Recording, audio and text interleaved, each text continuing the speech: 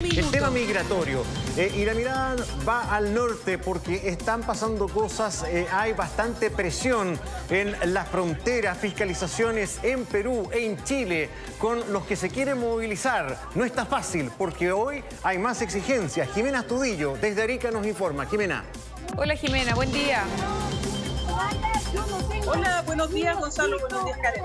Estoy aquí desde el sector de Quebrada Encantada, al norte de la ciudad de Arica, en el segundo día de procedimiento del desalojo que se está realizando aquí en tomas irregulares que se han detectado por lo menos ya hace casi una década en Arica. Esta recrudeció hace 2 años, hoy están concretando el segundo.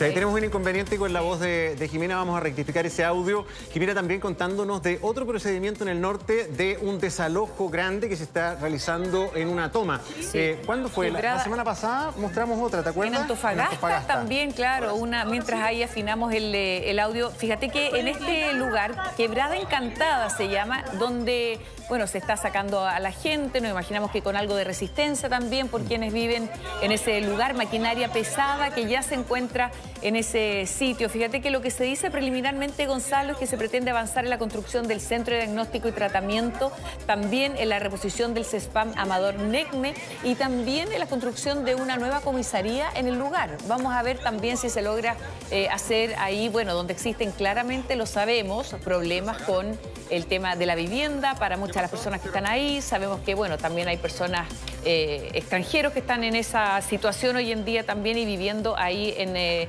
la puerta de entrada norte de nuestro país, en Arica. De una otra manera, las autoridades poniendo orden en distintos frentes, ¿no? Me imagino que esto lo está encabezando la Autoridad de Bienes Nacionales, la Gobernación, la Delegación. A ver si Jimena ahora sí nos escucha y nos puede hablar con más claridad en este contacto desde Arica. Adelante, Jimena.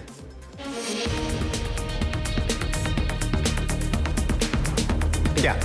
Vamos a intentar recuperar el contacto. Mira, mientras vemos todavía sí, Gonzalo, maquinaria y pesada. Fíjate que esto, como bien decías tú, se trata de un sitio, de un predio de bienes nacionales. A propósito de la enorme cantidad de tomas que hay en nuestro país. La vez pasada nos hablaban también de lo que ocurría en Antofagasta, con un número impresionante también de terrenos tomados. Muchas veces hemos hablado también de lo que pasa con los particulares, lo que cuesta también eso de 2 años, probablemente sacar a alguien que se ha tomado una propiedad que está a tu nombre. En este caso, bueno, algo tiene que decir el Estado, creo yo también, es mi opinión personal sobre el tema también de las ocupaciones de propiedades privadas. En este caso estamos hablando de un bien fiscal, de un bien público, donde se pretende también implementar algún tipo de ayuda a la comunidad. Por eso era importante y por eso se actúa de esta manera también con fuerzas policiales. Claro, importante también porque quieren emplazar un avance para la comunidad en esos terrenos.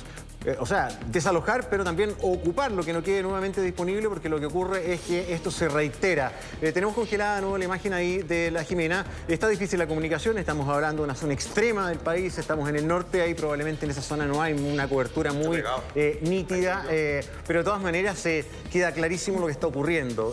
Lo vimos la semana pasada en la región de Antofagasta con un esfuerzo similar y ahora en Arica. El norte es uno de los tramos más afectados por las tomas, pero mucha gente ya me escribió la semana pasada diciendo: oiga, si esto está pasando en todas partes, usted váyase a la región de Valparaíso, váyase a la región de Coquimbo, hay un montón de lugares que están siendo tomados y la gente como que percibe también que una vez instalado es muy fácil como lograr la regularización futura, y detrás de esto hay mafias que lotean de manera irregular y se aprovechan de la inmensa necesidad que hay por conseguir techos. Claro, entendemos que muchas personas nos dicen, la frase que probablemente más se escucha es: la gente no vive donde quiere, vive donde puede. Sabemos que hay un tema también con la necesidad y el acceso a la vivienda, quienes viven postulando ahí para tener su casa, la dificultad que existe para acceder a eso, pero por otra parte está también esto de forzar muchas veces a la venta de un terreno, de forzar a la regularización, prácticamente ahí con medidas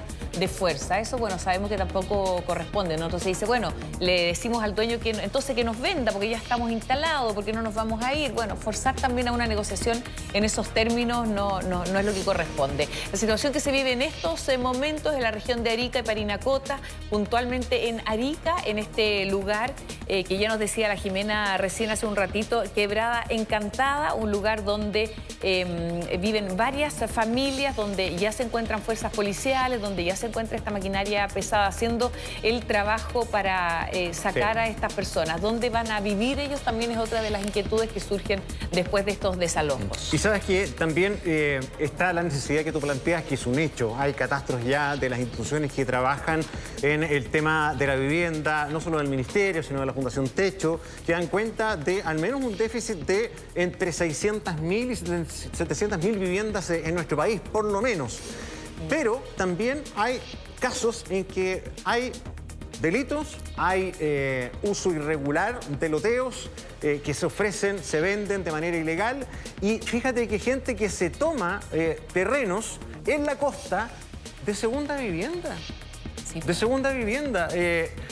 Tienen un lugar acá en Santiago y se toman, por ejemplo, en la costa otro sitio y también ahí ocupan zonas que están prohibidas de hacerlo. La senadora Luz Ebensperger ya está en contacto con nosotros para justamente hablar de este tema, de lo que está pasando en el norte, del tema migratorio. Senadora, gracias por este contacto desde el Congreso Nacional. ¿Cómo está? Buen día. Senadora, buen día, gusto saludarla. Igualmente, muy buen día. Saludarte a ti, Karen, y también a Gonzalo por este contacto.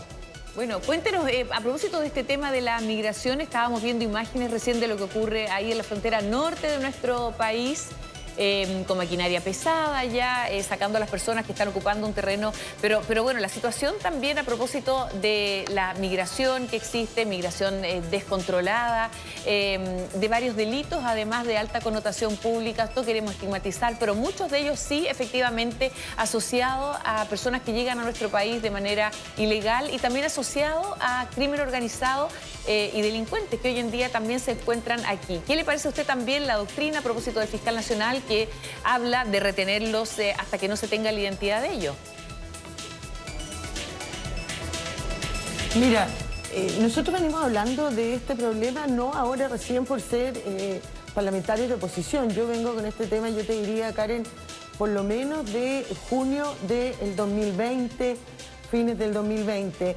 Y las consecuencias que trae esta migración descontrolada son gravísimas en todo aspecto. Por cierto, lo primero que tú mencionas, ¿no es cierto?, y que lo estamos viviendo ya en todo el país con esta vulnerabilidad de la frontera que fue aprovechada por el crimen organizado de ingresar y quedarse en nuestro país, particularmente en la macrozona norte, en Tarapacá, en Arica, en Antofagasta, y de ahí empezar a desplazarse a todo el país.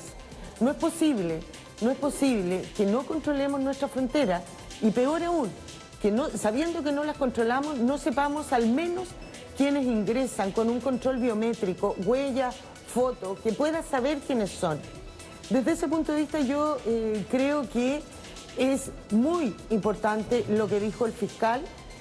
Me parece a mí, no estigmatizando, Karen, a todos los migrantes, Gonzalo, que no todos son delincuentes, por cierto, pero sí hay un número importante que además están permeando nuestra sociedad.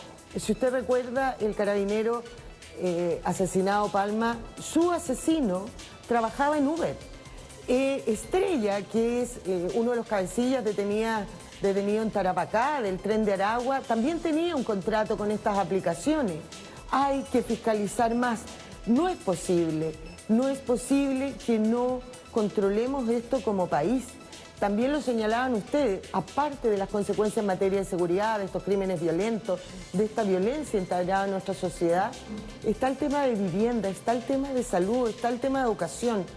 En la región de Tarapacá, el año 2022, 1.100 alumnos se quedaron, niños, entre primero básico y primero medio, sin una matrícula en un colegio público, porque había prioridad, ¿no es cierto?, para los migrantes. 1.500 sin un cupo en un jardín infantil. Tenemos la toma más grande, 30.000 personas en la toma Las Mulas, en Alto Hospicio. Son cosas que hay que ir resolviendo. El gobierno, más allá de una ley que necesite o no, le falta gestión. Hoy día tiene herramientas y yo creo que no las utiliza. Sí, senadora, justamente uno de los elementos que usted menciona, porque es tan multidimensional el efecto migratorio que también creo que vale la pena ir encauzando por por parte, ¿no? Hablemos del tema de las tomas. Acá, ¿cuánto cree usted que está influyendo en la migración irregular, en el incremento explosivo de las tomas? Por ejemplo, en el norte, dicho sea de paso, no solo son ocupadas por migrantes, pero ¿cuánto aumentaron? Mire, yo la información fidedigna y que me consta, que es la de Tarapacá, que se la puedo entregar. Yo fui intendenta de Tarapacá del 2010 al 2014. Entregué la región de Tarapacá en marzo del 2014 con 6 tomas en la región. Hoy día hay 62 tomas. Imagínate. De 6 a 62. La más grande, la que le decía, en Alto Hospicio, en Las Mulas, donde está la mayoría de ellas, con 30.000 personas. 30.000 personas. Piense usted que Tarapacá tiene una población de 360, 370.000, porque el último censo hablaba de 320.000, pero han ido creciendo hoy día más encima con la migración. Por cierto que en esas tomas también hay chilenos, también hay migrantes regulares, pero mayoritariamente, y lo que se ha visto últimamente, particularmente en esta toma que les señalo, 30.000 personas, y ahí además está instalado parte del crimen organizado, donde por mucho que lo niegue PDI o Carabineros, ellos no pueden entrar, salvo que vayan en un gran operativo. Pero una pareja carabinero, el plan cuadrante es imposible, no los dejan entrar, y si llegaran a entrar no van a salir vivos. No es posible que las policías no puedan entrar a ciertos lugares. Esto tiene que buscar una solución, ¿no es cierto? A mí me parece bien, parte de ello, que sea el desalojo y que se aproveche a buscar a estas personas que no solamente son criminales, sino que también debieran ser expulsados. La ministra Toá viene diciendo que hay 20.000 expulsiones administrativas pendientes, pero que no la encuentran a las personas para poder ejecutarlas. Bueno, yo le invitaría a que fueran a Las Mulas, en Tarapacá o cualquiera otra de las 62 tomas.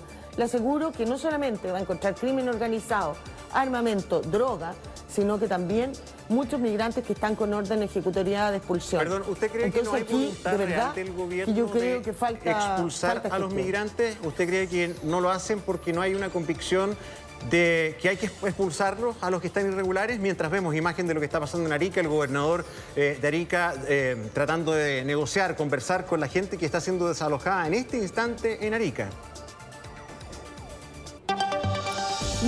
Miren, yo creo que sí. Yo creo que falta voluntad y gestión política. Yo no niego que sea difícil. Y me cargan las comparaciones, pero tengo que hacerlo. Yo critiqué al gobierno anterior, del cual era yo parlamentario oficialista, y dije que al menos en la región de Tarapacá, en materia de seguridad y migración, habían fracasado. Por lo tanto, me siento con el derecho también a criticar este gobierno. Pero aún así, el gobierno pasado expulsó administrativamente, con la misma ley actual y con una anterior peor, a 1.536 personas. Y este gobierno a 31. Claramente falta una voluntad política. Hoy día, y yo le digo que aquí están equivocados casi todos, no quiero decir que yo tenga la razón, pero he seguido de cerca desde que comenzó este problema. Quieren nuevamente convertir el ingreso clandestino en delito. En la ley anterior era delito. Y en la nueva ley acordamos que pasara a ser una falta administrativa. ¿Por qué? Para facilitar precisamente la expulsión. Porque cuando era delito y estaban las ejecuciones administrativas ejecutoriadas, los que iban a ser expulsados recurrían de amparo a la Corte, y la Corte decía mayoritariamente, como es un delito, esta expulsión administrativa no procede mientras no haya una condena penal que los condene por el delito de ingreso clandestino. Sí. Es decir, se demoraban 3 años o más en expulsar. Y hoy día queremos volver a lo mismo. Finalmente eso va a ser más difícil aún la expulsión, porque se va a requerir de una sentencia de un tribunal penal para poder expulsar administrativamente. A mí me parece que eso es retroceder. Sí, senadora, estamos viendo imágenes en vivo de lo que ocurre ahora en Arica, mientras complementamos con algunos datos. Usted mencionaba quienes están participando de todo esto. Gonzalo también lo hacía, Ricardo Sanzana, delegado presidencial, Seremi de Bienes Nacionales Rodrigo Díaz. Participa también el fiscal regional Mario Carrera, acompañado del contingente de 35 policías que veíamos ahí en acción. Hay 2 maquinarias retroexcavadoras, 2 camiones que están procediendo desde las 9 de la mañana al desmantelamiento de estructuras que están aquí en el lugar. Son 7 hectáreas en total. 4,5 van a ser transferidas a los servicios de salud que mencionábamos hace un ratito para la construcción de los centros, que sin duda son muy necesarios. Pero le decíamos que esto está enmarcado también en una investigación mayor a propósito de que está participando el fiscal. ¿Qué tipo de delitos pueden asociarse a estas tomas? Bueno, además de quienes viven cerca, las inmediaciones, pero se asocia y participa en esta oportunidad también el Ministerio Público a propósito de delitos asociados a quienes se encuentran viviendo o emplazados en estos lugares. Bueno, la toma de terrenos particulares o bienes nacionales de uso público puede convertirse en delito. Hoy día está en trámite y esperamos que salga prontamente la ley de usurpaciones, ¿no es cierto?, para que esto pueda de alguna manera resolverse más rápido y de mejor manera. Ahí va a depender de lo que encuentran, porque pueden haber droga, puede haber armamento. Me imagino que si está el fiscal, ¿no es cierto?, debieran tener antecedentes mayores. Yo no tengo mayores antecedentes como para poder dar una opinión más fundada, pero creo que es importante mandar mensajes y a lo mejor no necesariamente con el fiscal, pero las autoridades debieran desalojar las tomas, al menos aquellas que sean en bienes nacionales de uso público, porque aquellas que son en terrenos privados se requiere el ejercicio de una acción de el titular del derecho de propiedad del terreno, y a eso apunta, ¿no es cierto?, esta ley de usurpaciones, para facilitarlo, porque hoy día cuando un privado quiere ejercer esa acción de recuperar su terreno, se puede demorar, eso es un juicio ordinario, se puede demorar 5 o 6 años. También hay que reconocer que hay veces en que los propietarios de terreno no les importa que se los tomen y además lo utilizan como una manera de que el Estado le compre sus terrenos, pero no todo es así.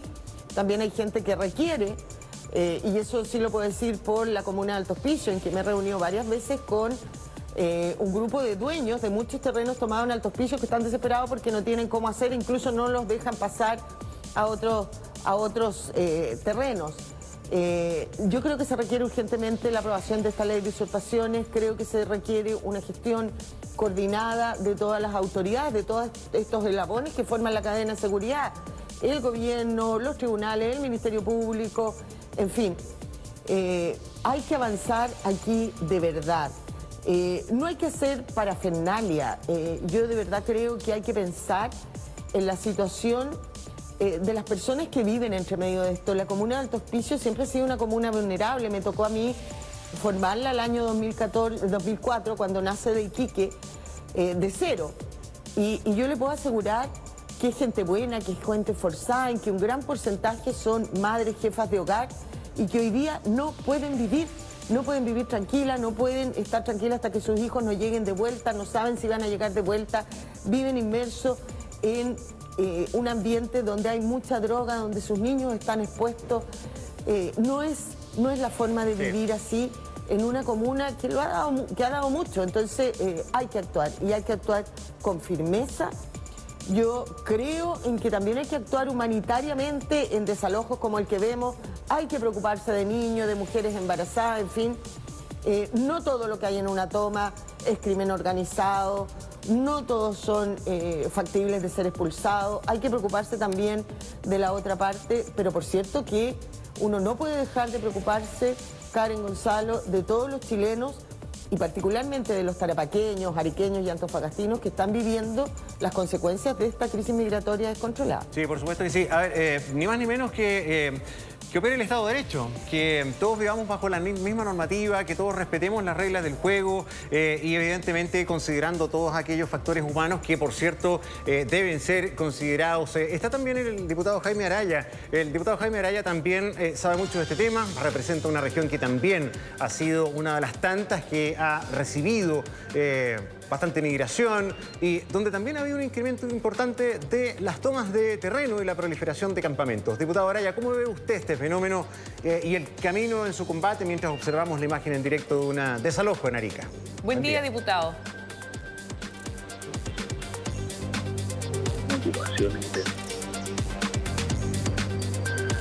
Tiene que prender el micrófono, diputado. Sí, apretar ahí el botoncito. Perdón. Ahí Ahí sí. está. Bueno, vamos a hablar de Un de clásico, nuevo, un Karen clásico. Gonzalo, a la senadora, a toda la gente que está viendo el matinal a esta hora de la mañana. Y creo que lo principal es que el Estado por fin está dando señales en el sentido de lo que la gente espera. Lo vimos como hace un par de semanas en Antofagasta, se eliminó una toma que era ilegal. Lo vemos hoy día en Arica a requerimiento de la Fiscalía, porque hay cosas fundamentales. Primero es que el crimen organizado le está disputando el territorio al Estado de Derecho, le está disputando el territorio al Estado. ¿Y qué está haciendo el Estado por fin? Es tomando control del territorio, y por eso es importante esto, porque esto además demuestra que está por fin otra vez trabajando el Estado articulado. Esto no es una iniciativa gubernamental, entiendo que está en el contexto de un procedimiento que solicita la Fiscalía. Entonces, cuando uno ve que frente a una crisis la institucionalidad se empieza a organizar y a funcionar lento, podemos ir más rápido, pero estamos empezando a funcionar, creo que eso es la primera respuesta inteligente frente a un fenómeno que no tiene precedentes. Yo creo que la crisis que estamos viendo en el país es una cosa que no tenía preparación el Estado. Constituimos recién hace un par de meses atrás el Consejo Nacional contra el Crimen Organizado, hace un par de meses atrás recién tenemos un plan contra el crimen organizado, y hoy día vemos por fin a la Fiscalía saliendo a la primera línea en la lucha contra el crimen organizado. Y es muy relevante ver que el organismo que está establecido en la Constitución para la persecución penal da un paso adelante, con una medida que es polémica. Es cierto que es polémico lo que ha dicho el fiscal nacional respecto de solicitar la prisión preventiva de los extranjeros que participan en delitos y que están indocumentados, y ha causado gran revuelo, pero es importante que la Fiscalía tome decisiones. Y esto que hoy día está en cuestión, que hay proyectos de ley que apoyan esta medida para regularla, para que quede mejor perfilada, para que no se cometan injusticias, es fundamental porque la Fiscalía vuelve a estar en el centro del combate a la persecución criminal, y eso no lo teníamos. Que tengamos hoy día a la Fiscalía desarrollando o impulsando la realización de este operativo es fundamental, porque el organismo persecutor que persigue los delitos es la Fiscalía. Si el gobierno puede apoyar mucho, pero quien es titular de la acción penal es el fiscal. Sí.